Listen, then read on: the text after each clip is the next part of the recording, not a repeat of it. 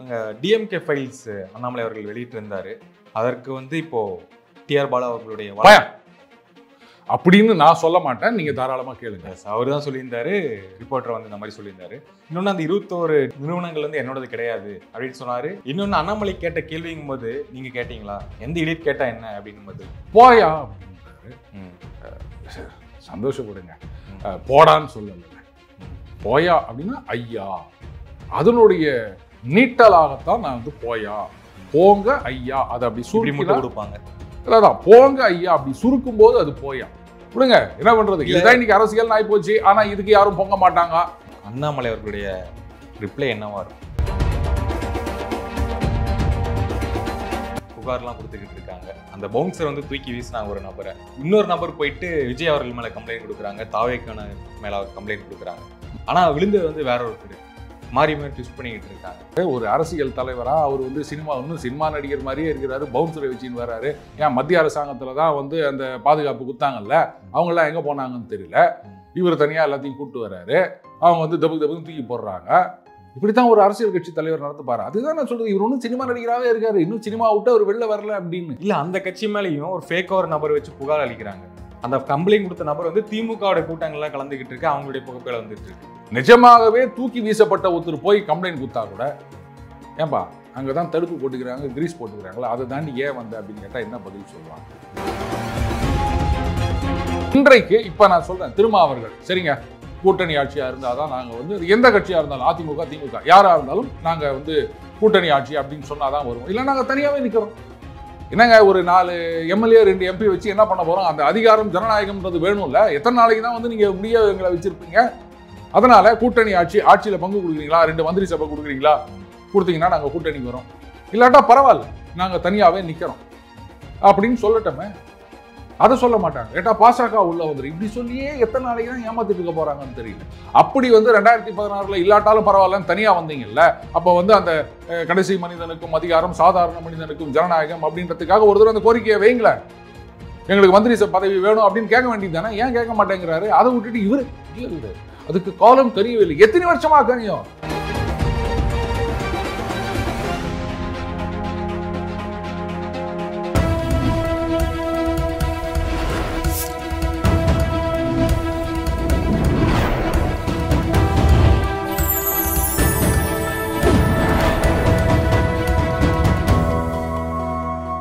Channel 5 தமிழர்களுக்கு வணக்கம். இன்றைய நேர்காணலில் நம்முடைய இணைந்திருப்பவர் த டெய்லி பஞ்சரன் அவர்கள். வணக்கம் சார்.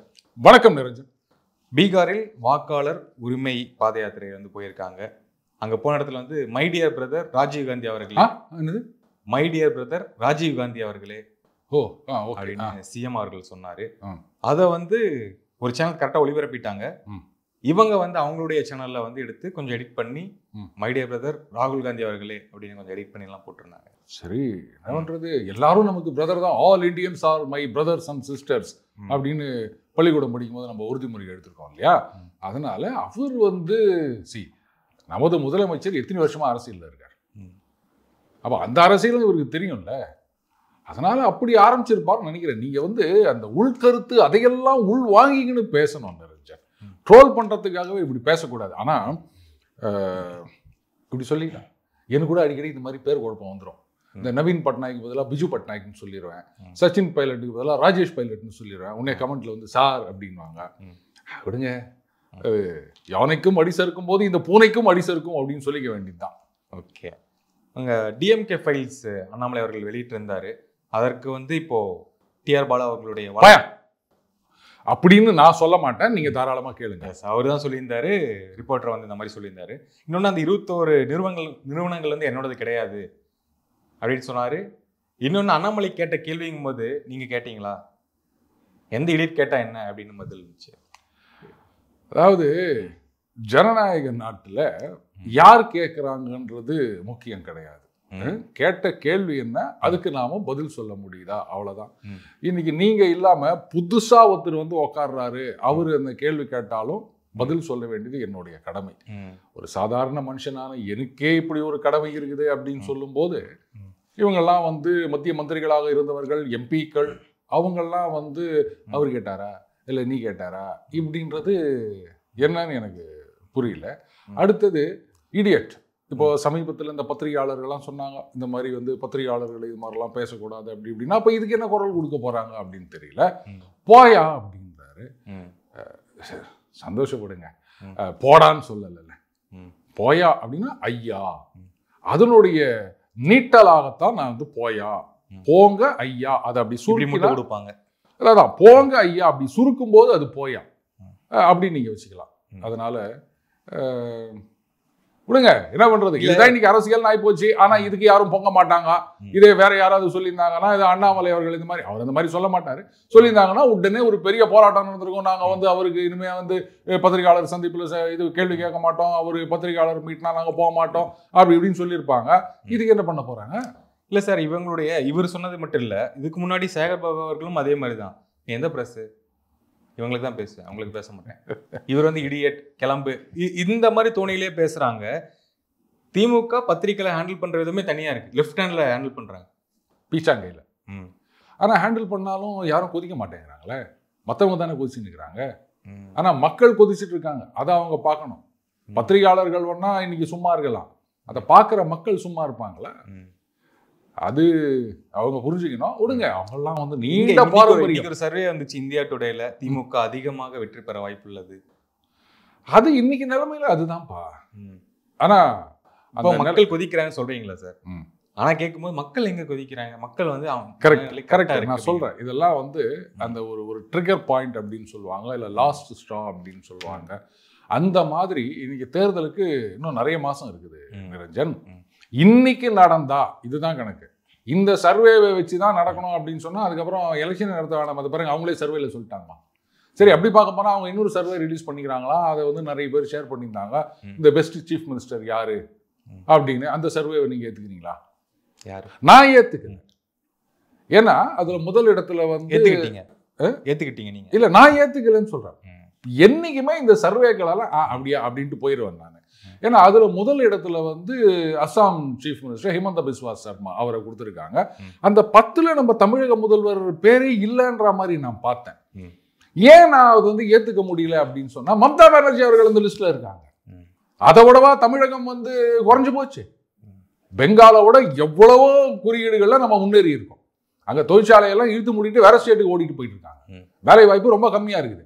அந்த 1000 கணக்கில் டீச்சர் வேலை வாங்கி கொடுக்குறேன் அப்படின்னு சொல்லிட்டு லட்சக்கணக்கில் எல்லாரும் ஆட்டையை போட்டாங்க அப்படின்னு சொல்லிட்டு சுப்ரீம் கோர்ட்ல லிஸ்ட்டை ரிலீஸ் பண்ணுங்கன்னு சொன்னா பண்ண மாட்டேங்கிறாங்க. அவங்கள வந்து வேலையை விட்டு எடுக்கணும் அப்படின்னு சொல்லிட்டு இப்போ என்ன பண்றதுன்னு தெரியாம மூச்சு நிற்கிறாங்க. ஒரு முதலமைச்சரே எல்லாம் கட்சிக்காரங்களாம் அந்த கட் பண்ணி அதெல்லாம் திருப்பி கொடுத்துருங்க, வாங்காதீங்க அப்படின்னு ஓப்பனா சொல்லக்கூடிய ஒரு மாநிலம் மேற்கு வங்காளம். அது அந்த லிஸ்ட்ல இருக்குது, தமிழ்நாடு இந்த லிஸ்ட்ல இல்லை அப்படின்னு சொன்னா அப்ப அதை ஏத்துக்க முடியுமா? அப்ப அதே மாதிரி தான் எல்லா சர்வேக்களையும் பார்க்கணும். நமக்கு வேணும்னு பார்த்தீங்களா இந்த சர்வேலேயே சொல்லிட்டாங்க அப்படின்றது, நமக்கு வேணாம்னா இந்த சர்வே வந்து இல்லைன்றது. நாம எப்பவுமே அப்படி கிடையாது. சர்வேனா அப்படியா, ரைட், சந்தோஷம், பார்த்துட்டு அப்படியே உங்களுக்கு பிடிச்சிருந்ததுன்னா சிரிச்சுட்டு போங்க. இல்லை முன்னாடிலாம் எப்படி வரும்னா, அந்த எக்ஸிட் போல் அந்த முன்னாடி சொல்லுவாங்க, எலெக்ஷனுக்கு 2 மாதம் முன்னாடி அந்த மாதிரி கருத்து கணிப்பு தான் வரும்.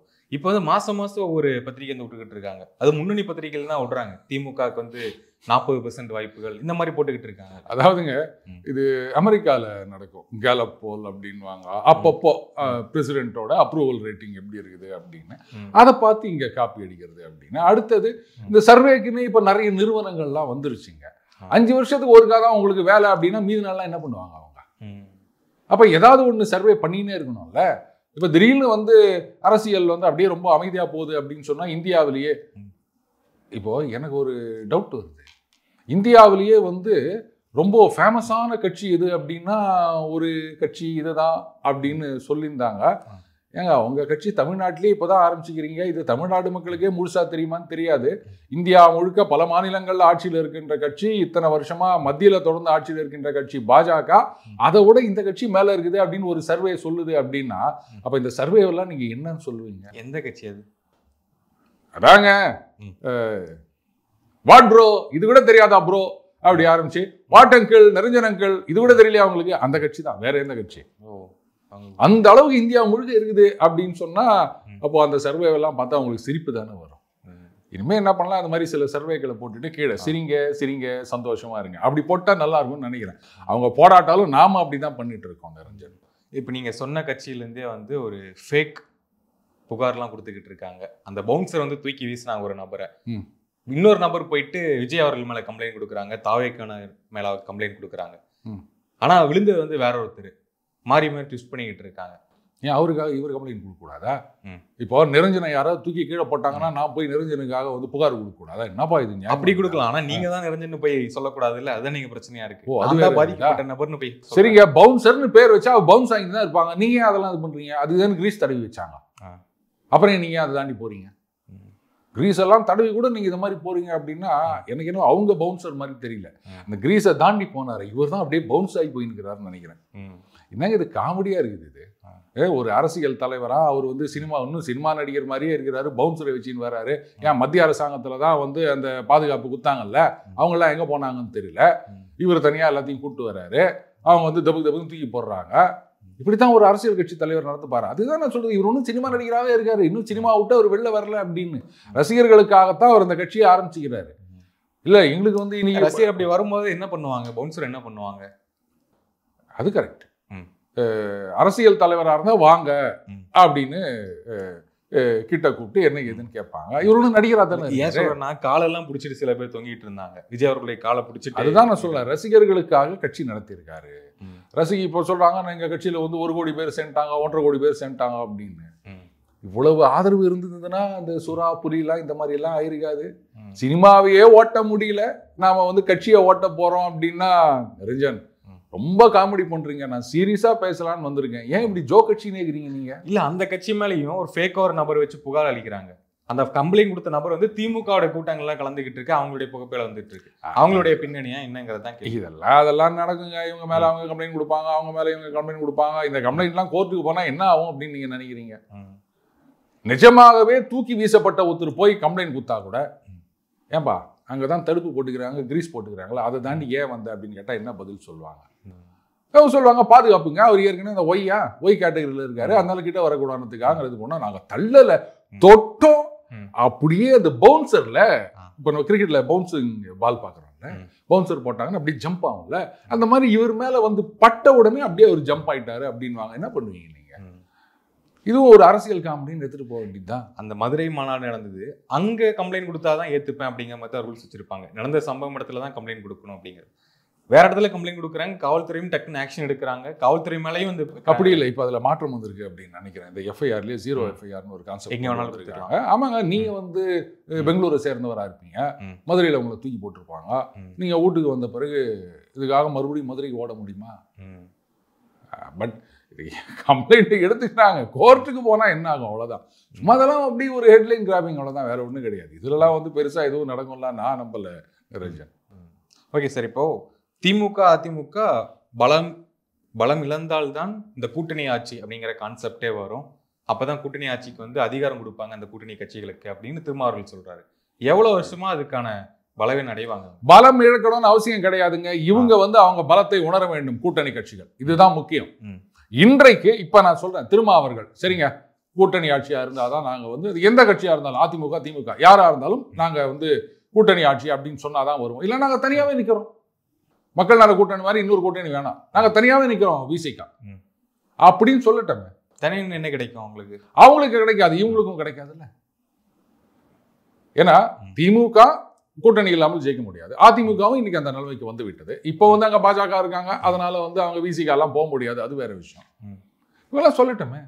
கூட்டணி ஆட்சியில் பதவி இந்த சாதாரண மனிதனுக்கும் அதிகாரம், கடைசி மனிதனுக்கும் ஜனநாயகம் வர மாட்டேங்குது சார். இல்ல அதுதான் சொல்றேன், இது சொல்றாங்களே தவிர அதை நடைமுறைக்கு கொண்டு வரணும்ன்ற நோக்கம் அவங்களுக்கு இருக்கிறத தெரியல. வெறும் வெற்று கோஷங்களா தான் இருக்குது. என்னங்க ஒரு 4 எம்எல்ஏ 2 எம்பி வச்சு என்ன பண்ண போறோம்? அந்த அதிகாரம் ஜனநாயகம்ன்றது வேணும்ல. எத்தனை நாளைக்கு தான் வந்து நீங்க இப்படியே எங்களை வச்சிருப்பீங்க? அதனால கூட்டணி ஆட்சியில பங்கு கொடுக்குறீங்களா, 2 மந்திரி சபை கொடுக்குறீங்களா, கொடுத்தீங்கன்னா நாங்க கூட்டணிக்கு வரோம், இல்லாட்டா பரவாயில்ல நாங்க தனியாவே நிக்கிறோம் அப்படின்னு சொல்லட்டோமே. அதை சொல்ல மாட்டாங்க. ஏட்டா பாசக உள்ள வந்துடும், இப்படி சொல்லியே எத்தனை நாளைக்கு தான் ஏமாத்திட்டு இருக்க போறாங்கன்னு தெரியல. என்னைக்குதான் நீங்க சொல்ற அந்த அதிகாரம் ஜனநாயகம் அப்படிலாம் பரவலாக போகுது. அதனால இவங்க பலம் இழந்தால் அப்படின்றது கிடையாது, இவங்க பலத்தை இவங்க புரிந்து கொண்டு சுயநலம் இல்லாமல் கூட்டணி ஆட்சி வர வேண்டும். இந்த மாதிரி ஒடுக்கப்பட்ட சமூகத்தினருக்கு அங்க 2 மந்திரி சபை, ஒரு ஃபினான்ஸ் மினிஸ்டரோ இல்ல ஒரு ஐடி மினிஸ்டரோ ரெண்டும் ஒரே தெருவுத்தர இருந்தார்ல. சரி விடுங்க, வேற ஏதோ ஒரு போலீஸ் மந்திரி ஏதோ ஒன்று கொடுக்கட்டும். அந்த மாதிரி ஒரு துறை கொடுக்க வேண்டும். இல்லைன்னா நாங்கள் தனியாக இருக்கோம், நாங்கள் சாதிச்சு காட்டுவோம், என்னைக்கு இருந்தாலும் ஒன்று. சீமான் சொல்லிட்டு இருக்கிறாரு ஆட்சியை பிடிப்போம்னு சொல்லிட்டு இருக்காருல்ல. இவங்களுக்கு தான் ரெகக்னிஷன் வாங்கிட்டாங்களா? 2 பேரும் ஒரே சமயத்துக்கு தானே வாங்கினாங்க. அப்ப இந்த மாதிரி ஒரு கோரிக்கையை வைக்க முடியாதா? அப்போ அவர் வந்து அட்வான்ஸா போய் மற்றவங்களுக்கு அட்வைஸ் பண்ற நிலைமையில வந்துட்டாரு. இந்த கூட்டணி கட்சிக்கு அதிகாரம்லாம் கேட்காதீங்க, அந்த நிலைமையில அவங்க இல்ல, அந்த மனப்பக்குவத்துக்கு வாங்க அப்படின்னு அட்வைஸ் பண்ணிட்டு இருக்காரு. எத்தனை வருஷமா இந்த மாதிரி மனப்பக்குவத்துக்கு வாங்க வாங்க வாங்கன்னு சொல்லிட்டு இருக்க முடியும்? ஒரு தடவை இந்த மாதிரி தாங்க அடங்கமறு அத்துமீறு அப்படின்றதெல்லாம் மற்றவங்களுக்கு மட்டும் தானே. கூட்டணியில நம்ம அதெல்லாம் பேச மாட்டோமா? 2 மந்திரி சபை இல்லை, ஏன் கேட்க மாட்டேற? கேட்டா கிடைக்காது, அதுதானே. கேட்டா கிடைக்காதுன்னெலாம் இல்லை, கேட்க விருப்பம் இல்லையோன்னு தான் எனக்கு தோணுது. கேட்கட்டமே. இவரே ஏன் சொல்லிட்டு இருக்காரு அவங்க பலம் இழக்க வேண்டும்? எப்ப பலம் இழப்பாங்க? சொல்ல போனா இந்த தடவை வந்து திமுக அதே பலத்துடன் தான் இருக்கின்றது. அப்போ பலம் இழக்கணும்லாம் ஒன்றும் சொல்ல முடியாது. நீங்க உங்க பலத்தை உணர வேண்டும். அதை உணராம நீங்க எதுவுமே கேட்காம நீங்களே உட்காந்தீங்கன்னு இந்த எங்க சில பேர் சொன்னாங்களா எண்ணம் தான் முக்கியம்னு, அந்த மாதிரி எங்க உட்காந்து இல்ல அவர்கள் பலம் இழக்க வேண்டும், இப்போ வந்து அவர்கள் பலமாக இருக்கின்றார்கள் அப்படின்னு எத்தனை வருஷம் இதே மாதிரி காத்துட்டு இருக்க போறீங்க? நமக்கு தேவை என்னவோ அதை தைரியமா கேட்கணுங்க. அதை கேட்கறத விட்டுட்டு செவுத்துல எல்லாம் வந்து இந்த அதிகாரம் ஜனநாயகம்னு எழுதி போட்டா மட்டும் அது வந்துருமா? அது நாம எம்பியா இருந்தா மட்டும் போதும் அப்படின்னு நினைச்சா என்னைக்குமே இந்த கூட்டணி ஆட்சியெல்லாம் வராது. அதுதான் வேணும் அப்படின்னா இதுதான் என்னோட இலக்கு, இதை நோக்கி பயணிக்க வேண்டும் அப்படின்னா இன்னைக்கு ஓப்பனா டிக்ளேர் பண்ணணும். யார் கொடுத்தாலும் அவங்களோட தான் கூட்டணி அப்படின்னு. அப்படி பார்க்க போனா தீபாவளி ஆஃபர் கொடுத்தாரு, அதை வானான்னு சொல்லிட்டாங்க. அவர் ஜெயிப்பாரா மாட்டா அப்படின்றதெல்லாம் வேற. ஆனா அப்படி ஒரு நோக்கத்தோட தானே மக்கள் நல கூட்டணின்னு ஆரம்பிச்சீங்க. அப்ப அது ஜெயிக்கும் தெரியுமா அவங்களுக்கு?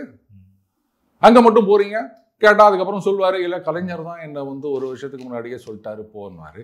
இந்த மாதிரி உள்குத்தலா இருந்தா அப்புறம் என்ன பண்றது? அது எப்படி அது ஓட்ட பிரிக்கிறதுக்கான வேலையாது? அது அவரை தான் கேட்கணும், எதுக்காக அங்க போனீங்கன்னு. ஆனா பிரிச்சும் வந்து பிரயோஜனம் இல்லாம போயிடுச்சு. பாத்தீங்கல்ல, அதிமுக தான் ஜெயிச்சுது. ஆமா, இல்ல இப்ப கேட்க வேண்டிய ஆளு கேட்க மாட்டாரு. அவருடைய தொண்டர்களும் ஒரு சாமானிய மக்களும் வந்து அவங்க வந்து நம்புறாங்க.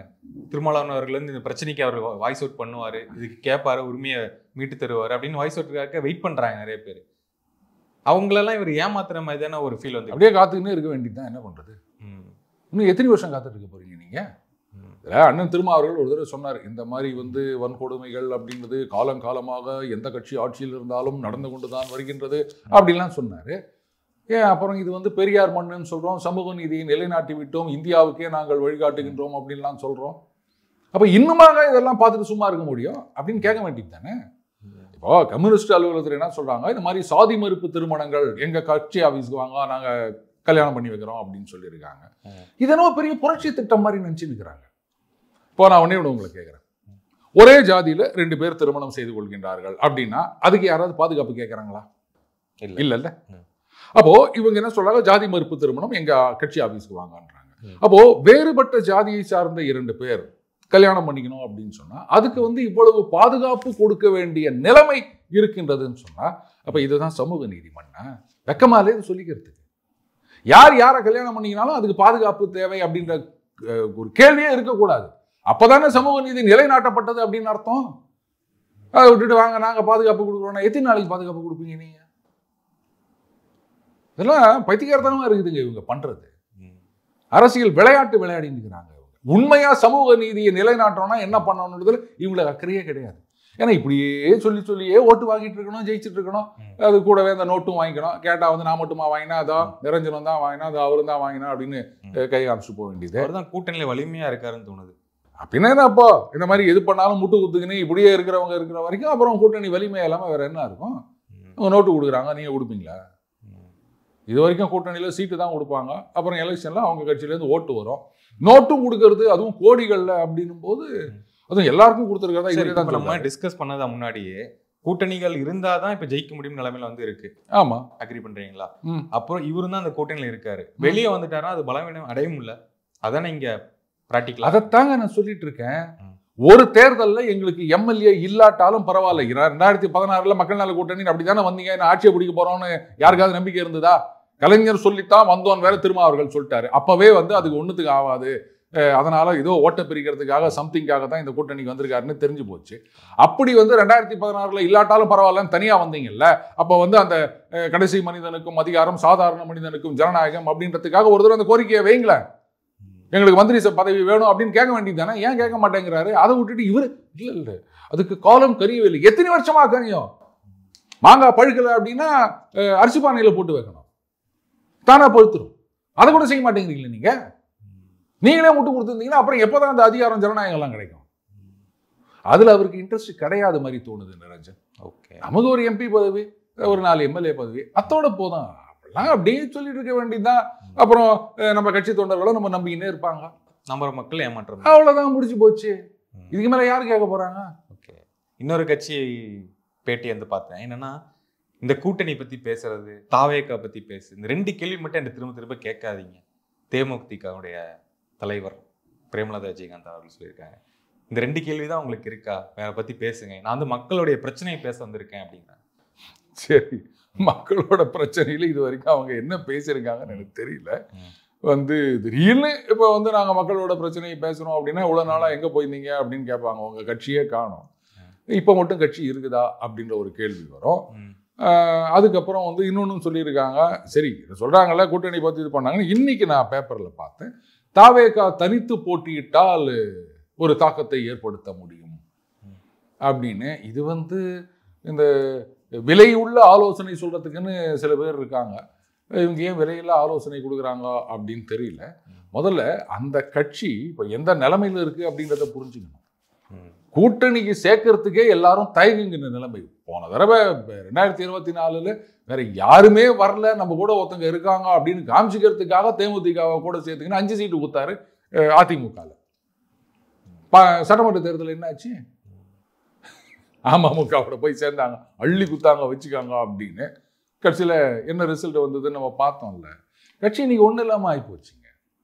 அதனால இவங்க கிட்ட வேற என்னத்தை கேட்க முடியும்? இவ்வளோதான் கேட்க முடியும். கேட்டா சின்ன பையன் அவனை எம்பி ஆகிருக்க கூடாதா அப்படின்னு. யார் ஆக்குறது? மக்கள் தானே ஆக்கணும்.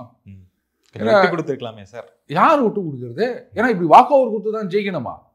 அப்படி இருந்துச்சோ அவங்க கட்சி வந்து நாங்கள் அவ்வளோ பெரிய கட்சி ஆகும், அதுவாகும், இதுவாகும் அப்படின்னு சொன்னா எனக்கு ஒன்றுத்துக்கு ஒன்று ஒத்து வராமல் போகுது. இல்லை, இப்போ சமீப காலமாக ஒரு மாதமும் வந்து கேப்டனுடைய முகத்தை பயன்படுத்தி நாங்கள் வாக்குகள் வாங்குவோம், மற்றவங்க வந்து வாங்கக்கூடாது, அந்த சிம்பத்தி எங்களுக்கு தான் இருக்குன்ட்டு அதை ரொம்ப கிரியேட் பண்ணுறாங்க. விஜய் மாநாடு நடந்ததுலேருந்து நிறைய இடத்துல ஃபோட்டோ யாரும் யூஸ் பண்ணக்கூடாது. அது கரெக்டு. ஆனால் அவங்க என்னடானா தாவேகால அண்ணா எம்ஜிஆர் அப்படின்றாங்க. தலைவர்கள் அப்படின் போது யார் வேணா யூஸ் பண்ணிக்கலாம். ஆனால் மக்களுக்கு தெரியும். இல்லை, எனக்கு என்ன சந்தேகம்னா, கேப்டன் அவர்களின் முகத்துக்கு இன்னும் வாக்குகள் இருக்கா, அதை யூஸ் பண்ணுறாங்களா, எப்படி? அது இருந்ததுங்க, இப்போவும் கொஞ்சம் இருக்கு. ஆனால் அது வந்து 0.75% 1% அவ்வளோதான். அதுக்கு மேலெல்லாம் ஒன்றும் கிடையாது. அவர் உடல்நிலை மட்டும் ஒத்துழைத்திருந்ததுனால் அவர் வந்து கடவுளர்களால் நன்றாக இருந்திருந்தார் அப்படின்னு சொன்னால் அரசியலில் ஒரு மாற்றத்தை ஏற்படுத்தி இருக்க முடியும் அவரால். அவர் பிராண்ட் ஆஃப் பாலிடிக்ஸ் அப்படின்றது வித்தியாசமாக இருந்தது. மக்கள் ஆதரவும் அவருக்கு இருந்தது. எதுவாக இருந்தாலும் வந்து இந்த வெள்ளந்தியா மனம் திறந்து பேசக்கூடியவர், எதையும் மறைச்சி வச்சு பேசக்கூடியவர் கிடையாது. அதனால அவருக்கு ஒரு மிகப்பெரிய ஆதரவு இருந்தது. ஆனால் இறைவன் கணக்கு வேற மாதிரி இருந்தது. அதனால அவரால் அரசியல்ல பெரிய இடத்துக்கு வர முடியவில்லை, அவ்வளவுதான். ஆனா அதை மட்டுமே வச்சுட்டு இவங்க இந்த மாதிரி இன்னும் அதே அளவுக்கு செல்வாக்கு இருக்கும் அப்படின்னு நினைச்சாங்கன்னா அது தப்பு கணக்கு தான் நிரஞ்சன். ஏன்னா தாவேக்கா வந்து இப்போ ஆரம்பிச்ச கட்சி, நான் 20 வருஷமா கட்சி வச்சுட்டு இருக்கேன், இந்த கேள்வி அவங்கள்ட்ட கேளுங்க அப்படின்னு திருப்பி விடுறாங்க. எந்த கேள்வி கேட்டாலும் இதையோ ஒரு பதில் சொல்லிட்டு போங்க. இதுல என்னங்க இருக்குது? அவங்க கிட்ட கேளு, இவங்க கிட்ட கேளுன்றது, இல்லை வந்து அவர் கேட்க சொன்னாரா, நீ கேட்க சொன்னாரா அப்படின்றது இதெல்லாம் தேவையில்லாத பேச்சு சார். நம்ம அதுக்கு கன்க்ளூஷனே வரல. இடியட் அப்படின்னு சொல்றது சரியான ஒரு முறையா? அதுதான் சொல்லிட்டேன்ல, அவர்லாம் மத்திய மந்திரியா இருந்தவர், எம்பியாக இருக்கின்றவர். இவங்கெல்லாம் வந்து வார்த்தையை கொட்டிட்டா அள்ள முடியாது அப்படின்றது தெரியும். இந்த மாதிரி வார்த்தைகள் எப்போ வரும் அப்படின்னா அவுட் ஆஃப் ஃப்ரஸ்ட்ரேஷன் தான் வரும். உங்ககிட்ட இதுக்கு சரியான பதில் இருந்தது அப்படின்னு சொன்னா அவர்கள் மேல ஃப்ரஸ்ட்ரேஷனா மொத்தத்திலேயே நான் சொல்றேன். இப்போ நீங்க என்கிட்ட ஒரு கேள்வி கேட்குறீங்க, அதுக்கு என்கிட்ட பதில் இருந்தது, அதுவும் உங்களை மடக்கிற மாதிரி என்கிட்ட ஒரு பதில் இருந்தது அப்படின்னு சொன்னா டபக்குன்னு எடுத்து போடுவேன் நான். என்கிட்ட பதிலே இல்லை அப்படின்னா பயா நீலாம் கேள்வி, இப்படிதான் நான் சொல்வேன். ஸோ அதைத்தான் காட்டுகின்றது. டெஸ்பரேஷன் அண்ட் ஃப்ரஸ்ட்ரேஷன் தான். அதில் தான் அந்த மாதிரி வார்த்தைகள். தப்பு இல்லையா அதெல்லாம்? இல்லை, அவருடைய பதில் என்னவா இருக்குன்னு நினைக்கிறீங்க? சொல்ல முடியாததுனால தான் இப்படி சொல்லிட்டு போயிருக்காரு. இதில் என்னவா இருக்கணும் அப்படின்னு அண்ணாமலை அவர்களுடைய ரிப்ளை என்னவா இருக்கும்? இதெல்லாம் வந்து ஒரு பெரிய விஷயமா எடுத்துக்க முடியுமா? அவ்வளோதாங்க அப்படின்ட்டு இப்போ அந்த இவருடைய பேரன் தான். ஆமா, அது சொல்ல அந்த பார்த்தேன். வேணாம் பதக்கம் வாங்கும்போது ஆமா, அதுக்கே வந்து அண்ணாமலை எவ்வளவு மெக்னானிமஸா ஒரு பதில் கொடுத்துட்டு போனார் அப்படின்றது நமக்கு தெரியும். அதனால திட்டத்தட்ட திண்டுக்கல் வைய வைரக்கல் அப்படின்னு தமிழ்ல ஒரு பழமொழி சொல்லுவாங்க. அப்படி சொல்லிட்டு போக வேண்டியதுதான். இவர் வந்து இடியட்னு சொல்லிட்டதுனால அவருடைய இது இறங்கிட போதா, இல்ல இவர் நாளைக்கு டிஆர் பாலு அவர்களே வந்து அண்ணாமலை அவர்கள் மிகப்பெரிய ஒரு அரசியல்வாதி அப்படின்னு சொன்னா அதனால அவர் இது ஏறிட போதா? இதுக்கு அதுக்கு சம்மந்தமே கிடையாது. அவருக்குன்னு இருக்கிறது அவருக்கு இருக்கு, இவருக்குன்னு இருக்கிறது இவருக்கு இருக்கு. அந்த நாகரிக அரசியல்ங்கிறது டவுன் ஆயிட்டே வருது இல்ல, சும்மா வெளியிடத்துல அந்த அளவுல இருக்கு போறாங்க. அதாவது நிரஞ்சன், இப்போ நீங்களும் நானும் பேசிக்கலாம், அந்த மாதிரி சொல்லலாம். ஆனா அந்த மாதிரி ஒரு உச்சத்துல இருக்கவர் அந்த மாதிரி வார்த்தையை சொல்லலாமா? தப்பு இல்லையா? விடுங்க, இதெல்லாம் காலங்காலமா நம்ம பார்த்துட்டு இருக்கோம். பிச்சையிலேருந்து பார்க்காததா? இது என்னோ பெருசா கேட்குறீங்க நீங்க, அதுக்கே ஒன்றும் இல்லை. அப்புறம் தானே இந்த இடியட்டுக்கெல்லாம். ஓகே சார், உங்கள் நேரத்துக்கும் நேர்காணல் மிக்க நன்றி. வணக்கம் சார். நன்றி நிரஞ்சன்.